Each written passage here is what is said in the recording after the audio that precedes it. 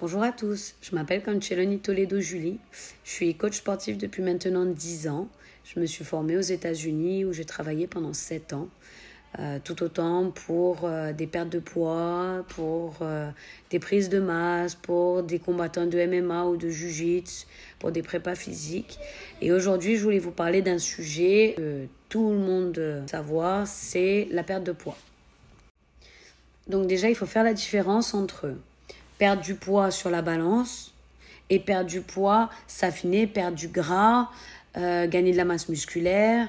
Et je pense qu'aujourd'hui, les gens confondent beaucoup trop le poids sur la balance et en fait, être en bonne santé, avoir un joli aspect physique, parce qu'en fait, tout le monde s'en fout si vous faites 50 kilos, 47 kilos, 60 kilos, si physiquement, en fait, après, vous avez un corps qui est super. Après, chaque personne préfère quelque chose. Il y en a qui ont envie d'être plus minces, d'autres un petit peu plus musclés, d'autres qui veulent garder vraiment, être plus féminines et avoir davantage de forme. Donc déjà, il faut établir votre objectif. Qu'est-ce que vous allez vouloir? Alors, je vais commencer par les erreurs. À savoir que ça, c'est ce que j'entends le plus souvent quand je coach des personnes. Moi, j'ai voulu perdre du poids, ça n'a pas marché. Pourtant, je mangeais rien, j'étais à la diète, je faisais beaucoup de cardio, je courais tant de temps et tout, mais j'avais encore ma cellulite, encore mon ventre flasque, tout ça. Ça, c'est faux. Tout ça, c'est pas ce qu'il faut faire. Pour perdre du poids, pour être en bonne santé, faut s'enlever l'idée de je mange de la salade, je vais courir tous les jours et basta. Et puis, je vais avoir un corps extraordinaire.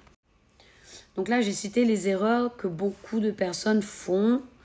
Alors, on va commencer par le sport. Le sport, les femmes, pas particulièrement, parce qu'en général, les hommes, c'est rare qu'ils se disent « non, j'ai pas envie d'être trop musclé ». Les femmes ont peur de faire de la muscu, peur d'être trop musclées. C'est faux. Avant de vous retrouver avec un corps de bodybuilder, les nanas, elles s'entraînent 2-3 heures par jour, 5-6 jours semaine. Elles ont une alimentation stricte où elles doivent manger beaucoup. Elles ont la phase de prise de masse. Après, elles sèchent. Bref, c'est pas comme ça que vous allez devenir très très musclé parce que vous me faites vos triceps extension avec 3 kilos. Vous n'allez pas avoir des triceps de malade. C'est pas possible, c'est pas comme ça.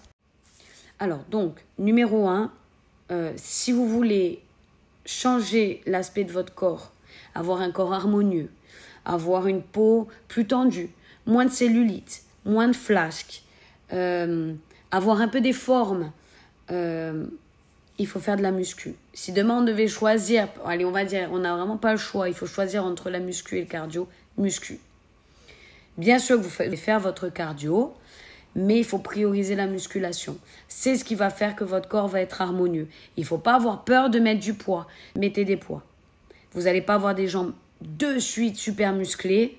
Et au pire des cas, il vaut mieux prendre de la masse. C'est beaucoup plus facile après pour sécher et définir que en fait être maigre sans masse musculaire. En fait, ça va pas être joli. On va parler d'alimentation. Donc le numéro 2. Je vais un petit peu rentrer dans des mathématiques, je sais que vous n'allez pas aimer, mais il faut que vous compreniez. On va dire que vous avez le droit, on a calculé avec votre métabolisme de base. Métabolisme de base, ça va être ce que vous brûlez au quotidien. Si vous êtes secrétaire, si vous êtes dans le BTP, on ne brûle pas les mêmes calories. Voilà. Et en fait, en fonction de ça, on va aussi déterminer donc, les calories que vous devez manger pour une prise de masse, une perte de poids ou juste maintenir. C'est un exemple. Hein. On part sur 1500 calories, d'accord, par jour. 1500 calories, c'est très, très, très rapide. Donc, si votre nutritionniste elle vous a donné 2 cuillères de riz, c'est pas pour en prendre 3.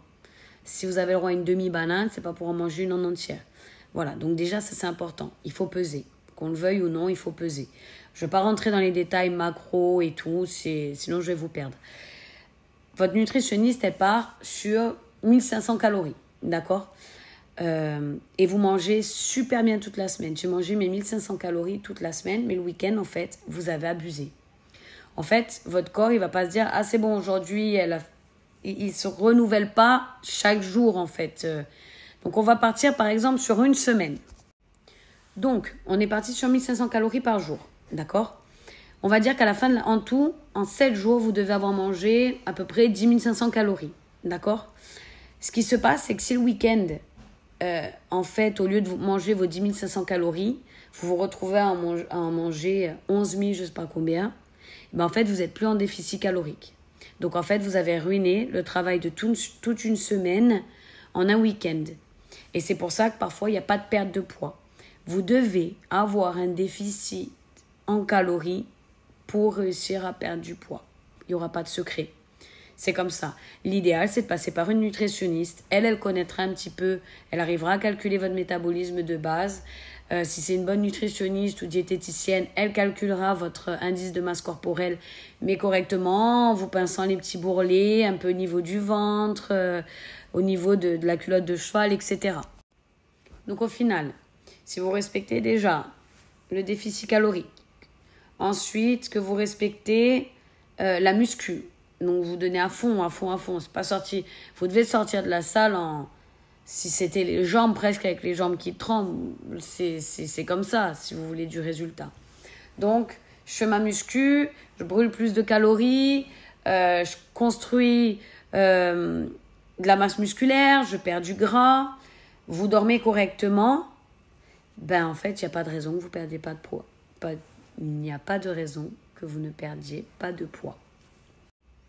Dites-moi si cette vidéo, elle vous a aidé, qu'elle a aidé un petit peu à éclaircir vos idées, que j'ai pu vous expliquer des choses que vous n'aviez peut-être pas compris avant. Si ça vous a plu, et n'hésitez pas à me mettre un commentaire si vous voulez revoir des vidéos comme ça. Et voilà, merci pour tout, suivez-moi et likez mes vidéos.